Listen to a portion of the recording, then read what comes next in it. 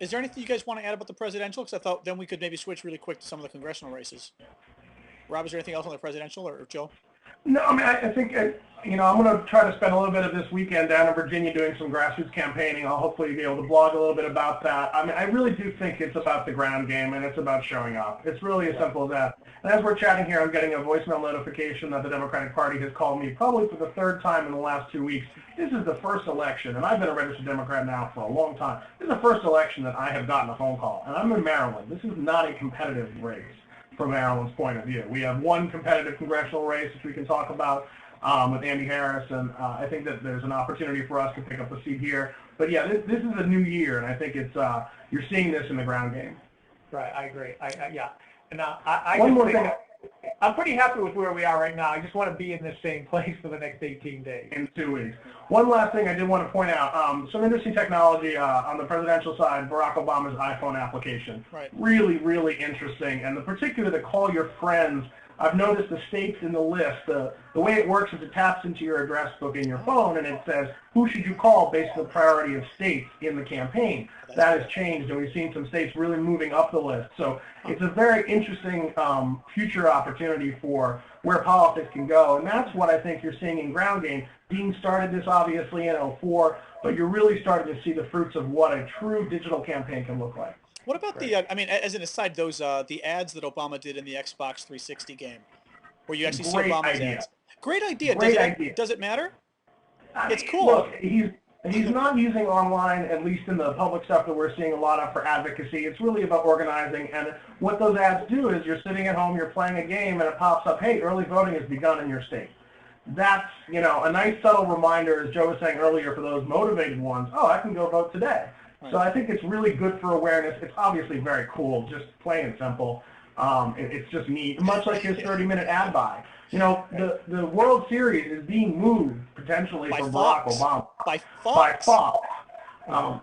This is a huge deal. This 30-minute ad buy has an enormous opportunity like Ross Perot in 1992 to really close the deal for Barack Obama, and that's where I think. Tell people what it is. I just want to say one other thing. Wait, Joe. It's the words you mentioned. Okay, one There's second. just something cool about this whole campaign. Okay, go ahead and then, yeah. That's just what I wanted to say. Okay. There is just something cool, and they've made you feel cool by being part of it. That doesn't happen in politics. The American Marketing Association named Barack Obama's campaign the best marketer of the year just today. And I think that's not a surprise. I mean, this is a very well-run campaign. You see things like the Xbox stuff. That's really interesting. I saw a really interesting search by. So I Googled Acorn the other day because everybody's been talking about Acorn. I was just curious what the public would find for someone who didn't know anything about it.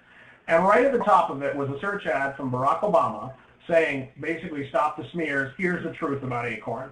Really, really smart stuff. And that's where I think you're seeing some awesome advertising. Tell people what he's doing right before the election with the 30-minute ad buy. You didn't explain what it actually is. So Obama's booked a 30-minute ad buy on the major networks. ABC is the only network at this point not to go along. They think they may counter-program against it with some sitcom they're trying to launch or try to relaunch after the writer's strike and try to do counter-programming. Interesting idea from a network standpoint. Not very good citizens when you come to corporate citizenry. Perhaps somebody should contact the Disney board and see if they might be willing to change their mind on that. But the reality of the situation is he's booked a half an hour of time on all the networks to talk to the American public. That's like a presidential address. And depending upon how he utilizes this time, obviously what they say and how they present it is not determined at this point. I'm sure they have some very good ideas about it. That's really his opportunity to close the deal with those remaining undecideds. And I think that's what it can offer him. If he uses, even just a little bit of presentation and really does a kind of Al Gore style, look, here's where we are as a nation, here's where we're going to go, here's what I'm going to do to get us there, that gives him the chance to be able to really, I think, go away with it. I just want to say one other piece of this. There's something just so powerful about a campaign that can buy a half an hour on TV in national prime time. It also psychs out the McCain campaign. They do not have that kind of money. It just says a lot about where Obama is financially, and I like that aspect of it too. It's the grassroots again. We're coming back again. The opportunity to tap into thousands and thousands and now millions of donors who probably would not have contributed to a presidential campaign in other years. It's really changed the nature of our democracy in a really fundamental way. And to see the campaign smartly use those resources, I think, has been really, really important, because they could have squandered it on a lot of junk. We all know, we've seen the junk. I'm sure there'll be robocalls and all the like. They've got enough to do it all. But they've really smartly used those extra resources. Right, right. Okay. Any final points or what? Nope. No. Actually, I mean, we've already gone pretty long, but do you want to make a quick comment about any of the congressional races, people who should watch? Well, I think the Senate races are key. They're, you know, the question is, will the Democrats get to 60? And there are about 12 races that are in play. You know, Maine, New Hampshire, Virginia looks like a done deal already. North Carolina, Liddy Dole looks like she's cooked, which is great. Georgia is incredibly tight. Jim Martin, who I desperately want to beat, that nasty, rotten Saxby Chambliss, who in 2002 accused Max Cleland, a war hero, of being unpatriotic. Right. Then we got Kentucky. Mitch McConnell's in trouble, which is just great. I saw Daily Coast had a poll today that showed the Texas race within 6 points. Rick Noriega against Cornyn, who's another nasty, rotten right-winger. Norm Coleman's in big trouble in Minnesota against Al Franken. Right. Al Franken. And the New Mexico and Colorado races look really good. Oregon, Jeff Merkley, I think, can beat Smith. And then we got Alaska. A lot will be depending on what happens with Ted Stevens, who was testifying in court today on his own defense. Right. In his own defense. So it's really phenomenal. And Mississippi, too. I forgot to mention Mississippi. These are the places where the Democrats can get to 60. They're going to get very close, I think, if not there. It's pretty exciting. Joe, you were saying... Huh? I was going to say, Joe, you were saying the other day that the Senatorial Campaign Committee on the Republican side has actually given up on a few key states, or states they thought they might have had a shot at picking some of our folks off. Right. Well, they just kind of gave up on Louisiana, although they say they're going back in. But that would be the only race that the Democrats in a little bit of trouble. And I don't think Mary Lou Lander's in trouble. Oh, she's doing fine now. Yeah, she's wow, because she was in trouble for so long. She was. Well, you know, it's a tough state, but the candidate they have hasn't been that good. I think, and so I think that you know, it's a Democratic year in the Senate. The question is just how well we can do. Then the House is, you know, the House is interesting too. There are so many House races in play every day.